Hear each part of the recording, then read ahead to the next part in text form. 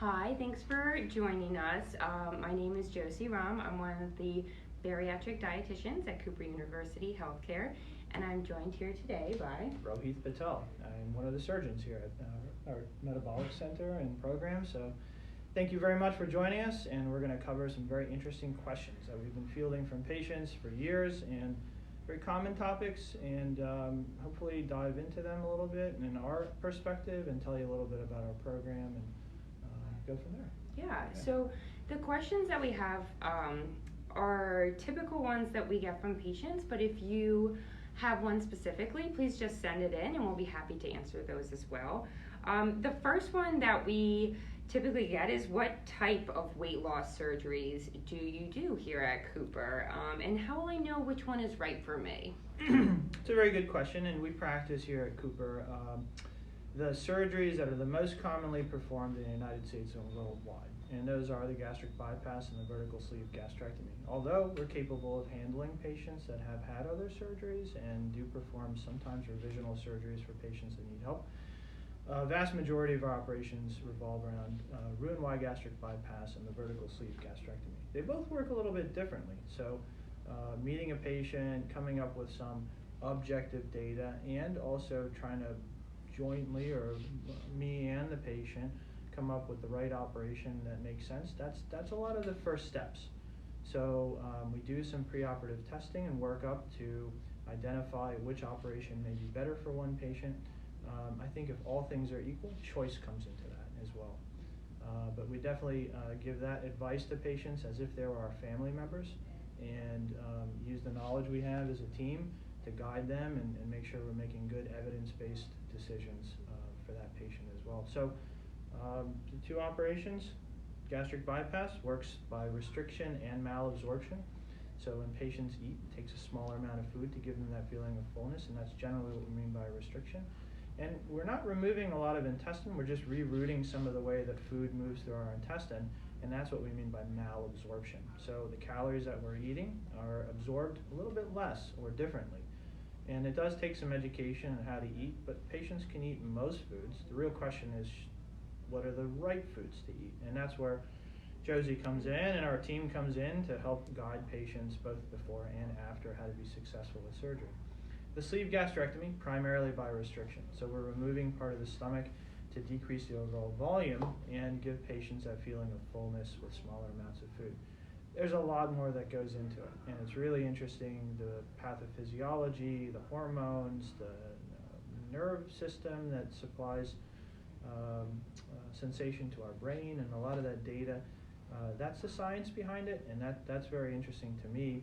But I think that was partially what got me interested in surgery, and the other part was to see the impact it had on chronic disease like diabetes, hypertension, how it could affect patients long term, and I think all those things really meant a lot to me. And why'd you get into it?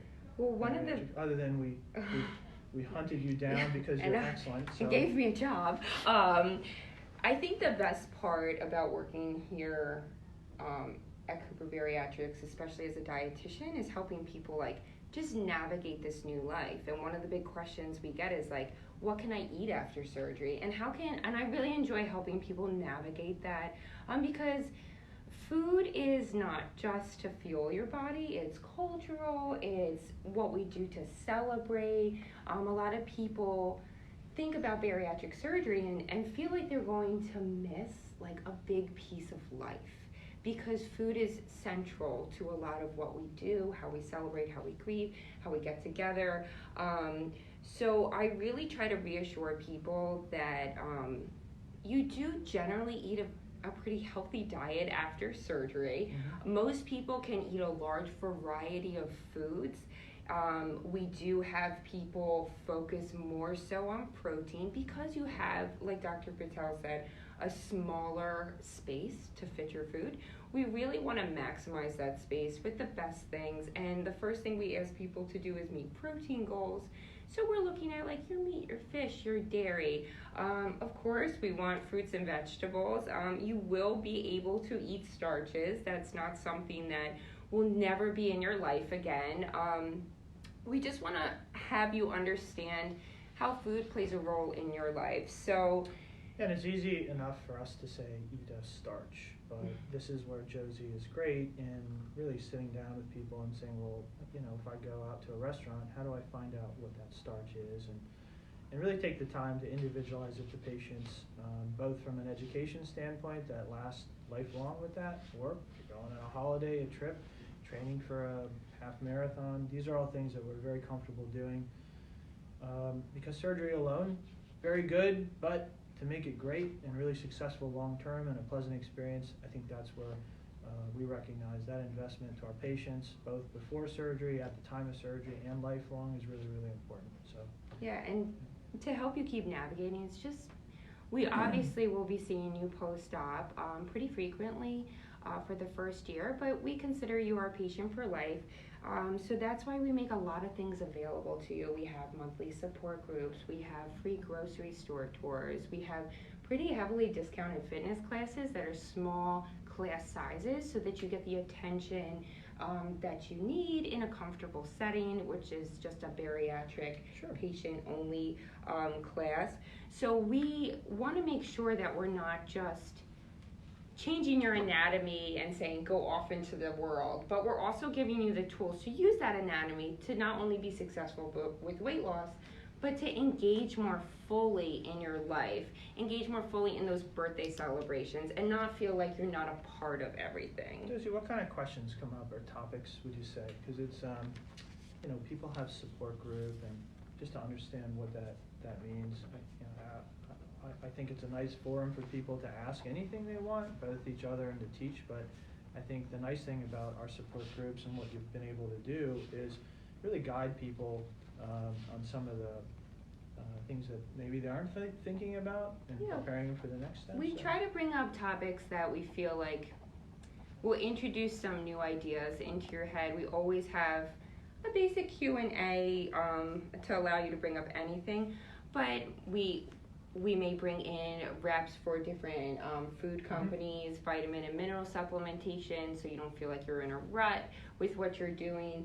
We also will have our yoga instructor come at support group so you can actually try out some of our fitness kind of pieces before even signing up for a class. And we usually poll you guys every 3 to 6 months to see what you're interested in. One of the big topics that people are really interested in is plastic surgery and like extra skin. And that's actually something we address a couple times a year in our support group. And you probably get this a lot, but what happens to people's extra skin after surgery? Yeah, the neat thing about losing weight and surgery is it's very effective. So patients tend to lose 75, 100 pounds, or at least 55% of their excess body weight in a pretty reasonable time frame. So they're not waiting 10 years to see those results. As a result, when adipose tissue or fat goes away, the skin doesn't quite catch up as quickly. So some patients may see loose skin in parts of their body. I would say not everybody is affected by this. We're all built differently. Some of us hold weight inside our belly and around our organs, which is kind of sometimes a dangerous type of fat. And other times we have weight in certain areas like arms, abdomen, things like that. When skin touches skin, it can sometimes be irritating. And other times patients just want to look as good as they feel. So those are times to then consider tummy tuck or plastic surgery. We work very closely with our plastic surgeons here who are excellent, and they actually come at least once or twice a year to give some counseling to patients. We help educate patients about how that works as far as insurance and financing. So all discussions that we have up front. But the reality is not everybody needs it or is interested in it, and it is an option for patients, but we generally wouldn't recommend it until they've reached their goal weight, they're happy with that. And that usually happens at about 3 years, 2 to 3 years after surgery. So it's a little bit about loose skin. Any other questions you think you get from that standpoint? Well, hair and skin and nail changes, so things that we do to minimize those kind of things. From the physiologic standpoint, they really happen when the body is going through maybe a little bit of a stress, meaning we're losing weight quickly, so the body is shunting some of that energy away from the rapidly dividing cells, which happen to be in our skin, hair, and nails. And if patients aren't careful with making sure they make good choices, like healthy protein, making sure that they take vitamins. That's where the body can get into a little bit of stress and maybe see some shedding. That usually is temporary, but we do a couple of things, and this is where Josie comes in with some and that's why thoughts. we have such tight follow-up in the post-op period, especially within the first year. Because of that stress that your body goes through, we will be monitoring your nutritional labs, make sure that you're losing weight safely and effectively.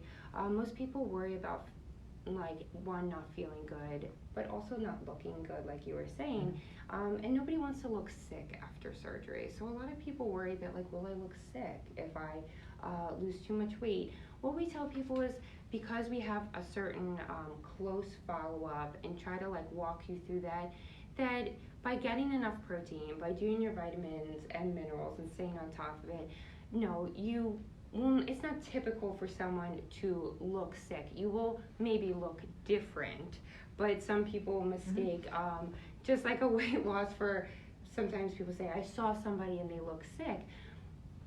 That may not be because of the weight loss surgery, but it may be how they're taking care of their body. So we want to make sure that you take care of your body as best as possible, and why we get a little bit on top of you about staying on top of your vitamins and your protein. We're not trying to be too annoying, but we want you, again, to feel good and to look good. Yeah, if somebody hasn't seen you in years, they may, have a change in their reference point of when they saw you before. But I think the people that see you on a day-to-day basis really don't see that. We get more positive. Yeah, there is far more positive, I think, stories out there than somebody who maybe has a concern about that, the way they appear. And part of this is also recognizing that no matter how you lost weight, that's an important thing to do for your body and physiology. So I always get nervous if somebody shies away from losing that 100 pounds to protect themselves from diabetes, high blood pressure, sleep apnea, joint disease, because they're worried about how they may look, in a year or two, without really having an opportunity. So what we also try and do is, if somebody, even before surgery, would like to meet a patient or come to a support group and really get a sense of what patients are going through one-to-one, they don't always have to listen to just me.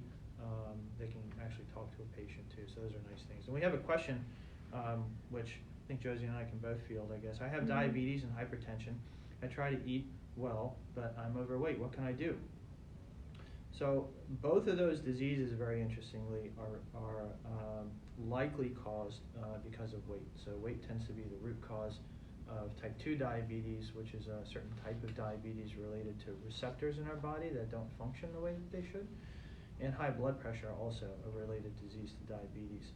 So managing weight is I think, an important strategy, because if we just treat the diabetes alone, or just treat the blood pressure, medications alone may not be effective in the long term, and we're not really honing down on the root cause. So we see patients all the time with both of these diseases, and unfortunately they may see a cardiologist, and that's a good thing, but the cardiologist may not be the expert in how to lose weight. So we definitely see good advice given from specialists when they recognize that in order to truly manage diabetes, to get to the root cause, we need to collaborate with either a bariatric surgeon or a really good formal way of helping somebody with the root cause, and that's dealing with weight.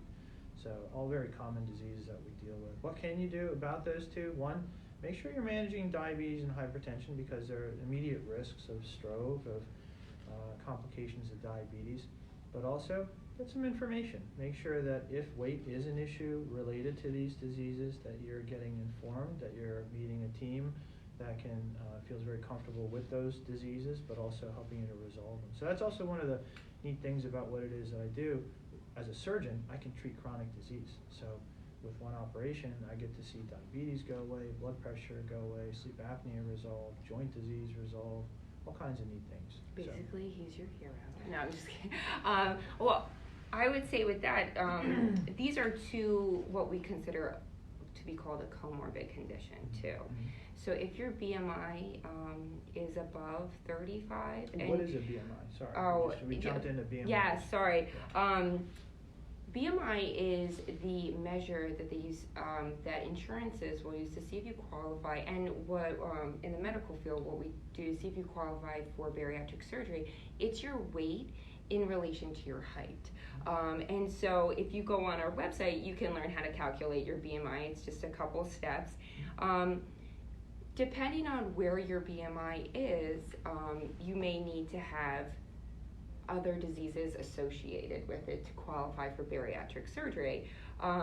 So what we would say is a BMI of 35 or above with 1 to 2 comorbid conditions. This does actually include hypertension and diabetes. They both are considered comorbid conditions. If you have a BMI over 40, with no comorbid conditions, you would still qualify. Yeah. What I would say is if you do not qualify for surgery based on BMI and you're looking for some suggestions with diabetes and hypertension, I would definitely encourage you to meet with a dietitian, because sometimes it's just small little tweaks that you can do that can make a really big difference.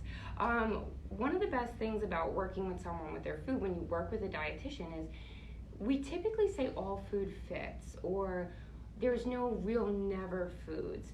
So we want to make sure, like, if you want to have something that's been like a big no-no for diabetes, how would I work that in? What would be the appropriate portion size?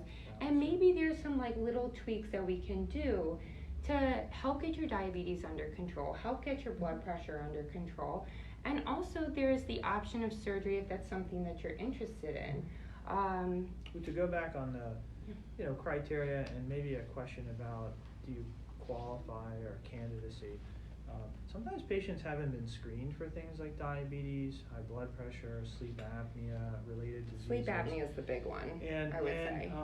About 77% of our patient population may have underlying sleep apnea. So what that is just like weight is distributed elsewhere in our body, it can be distributed around the airway. So when we go to sleep, muscles relax, our airway collapses, we snore, our neighbors tell us we snore sometimes, and those kind of things. So our spouses. It can be a sign of that. So we have a quick questionnaire that we do when we see patients in the beginning, but we help them to screen for that. Why it's important, even if you didn't have surgery, because it can affect one, your sleep, your energy, your basal metabolic rate, but it can also lead to things like atrial fibrillation, pulmonary hypertension, were complicated words for cardiovascular system disease. Not good stuff.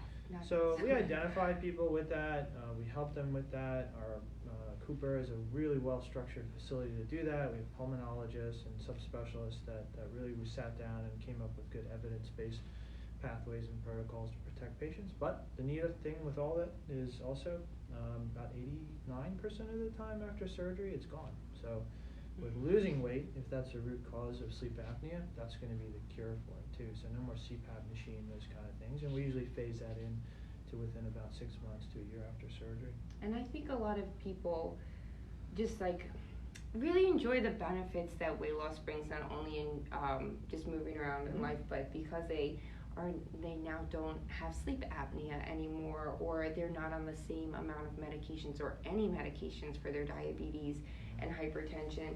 But that also can produce some anxiety for our patients in terms of like, I don't want to gain this weight back. A lot of patients are scared or nervous I want to get this surgery, but Joe down the block got it too 5 years ago, and he gained all his weight back, and like, I don't want that to be me. And how can I know that it won't be me? So a big thing is that kind of fear. So we have all these great things that happen with surgery, but we want to keep this weight off long term. And what does that look like? Here at Cooper, we really believe that obesity is a chronic disease, and we treat it like a chronic disease.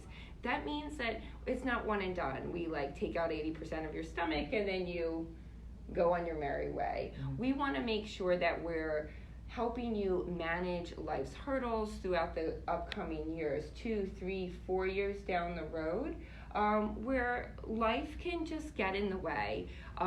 Sometimes it's change of jobs where you're not meal prepping like you used to, or you have kids and no mom puts themselves first. To you. Yeah, I know. So happens to everybody. These are real life situations, real things. They're all of our dietitians, except for one, has kids, and so we really understand the struggles of just the daily life of keeping weight off. This is a tool that will really help, but it helps to stay very cognizant of like, what are my trigger foods, or why am I eating? I always tell patients like emotional eating is very real and it can come back.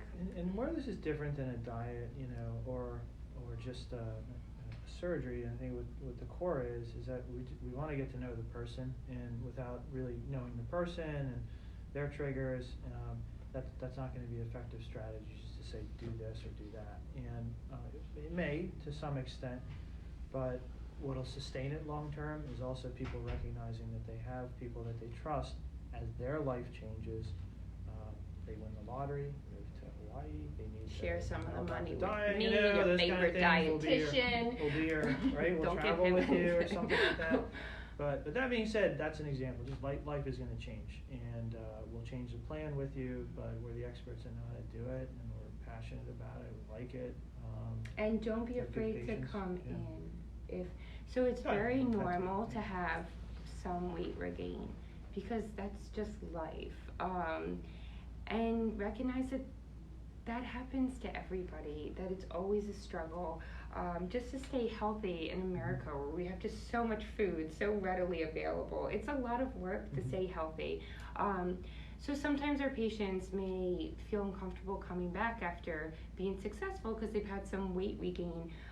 That's exactly why we're here, is to help you navigate that. So we really want to make sure that our patients feel comfortable coming back to us if they're having some weight regain. If that's the case, we typically work very closely with our psychologists too. You'll be seeing our dietitians, and if needed, we offer weight loss medications as well. So we really try to look at you as a whole person and what you need right now, where we can kind of make some changes. Josie won't yell at you. She only yells at me. That's it. That's the only person I yell at. I'm very calm with everybody else. Very nice. It's so funny because no, I don't yell at any patients, but so many people will come and say, "Oh, don't yell at me." I was like, "We've never yelled at someone." It's just sometimes you just feel bad or guilty coming in and telling someone that you didn't do well, and recognize that like we're here to help you. I'm here to judge. We're here to help. We're not expecting perfect patients, because we understand that we too are patients for another doctor, and we are all struggling with a lot of the same things. So next question. Our next question.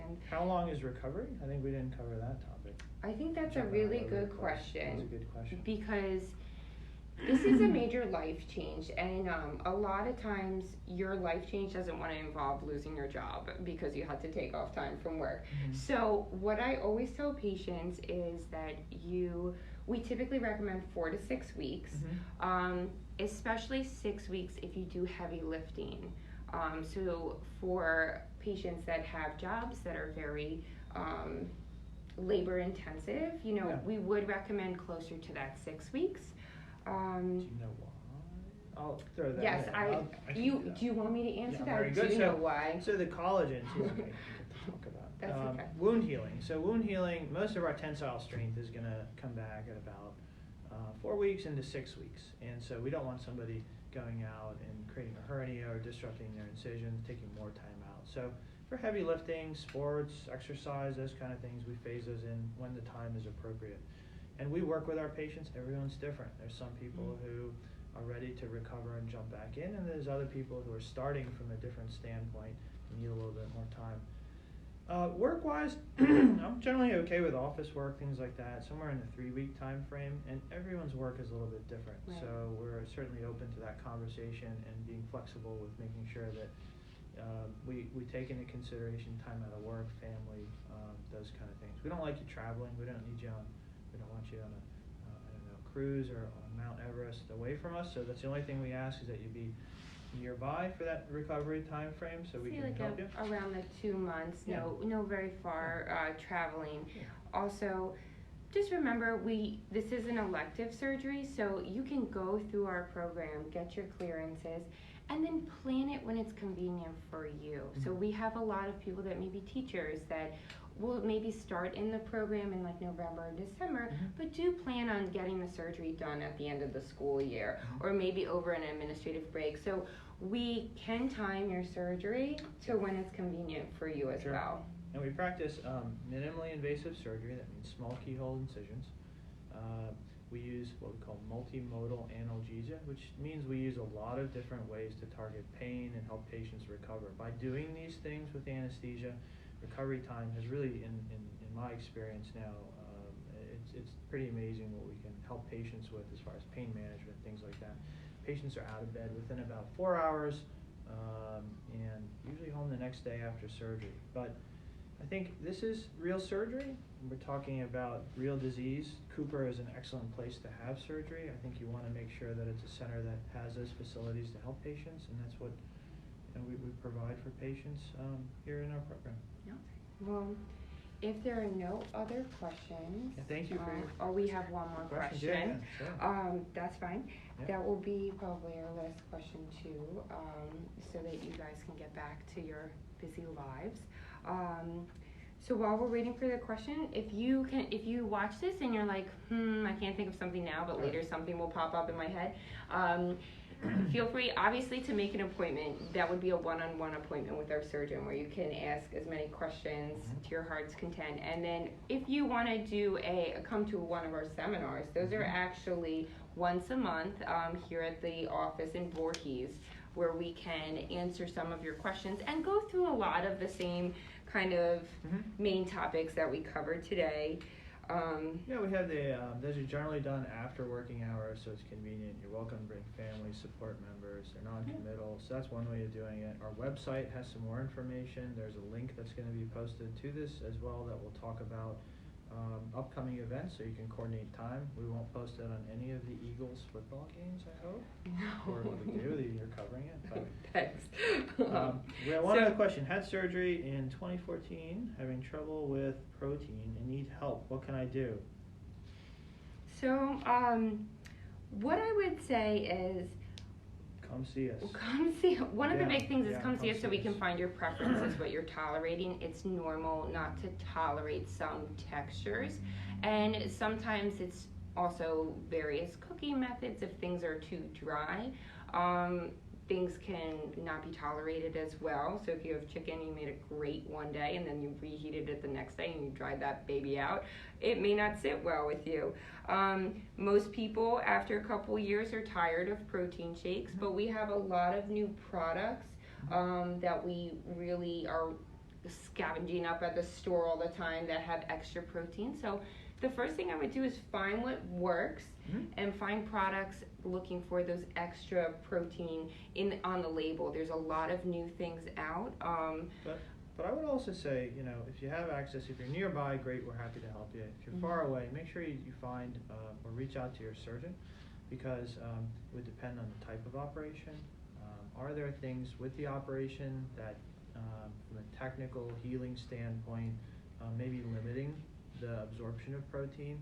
So working in a team fashion, we want to make sure there's not something that's, the engine doesn't need to be tweaked, so to speak, for lack of a better term, or that it's if it's choice or the way something's prepared, those are the things that we do to modify and help patients reach their protein goals. So it's a little deeper, I guess, the question than what we can dive in today, but I think we work with patients all the time on those exact questions. So and we also work with patients that may not have had surgery with us, but are looking for follow-up care for their surgery. So if you are no longer where your surgeon was or are not looking to go back to that office, we do take on patients from other practices, to see what we can do.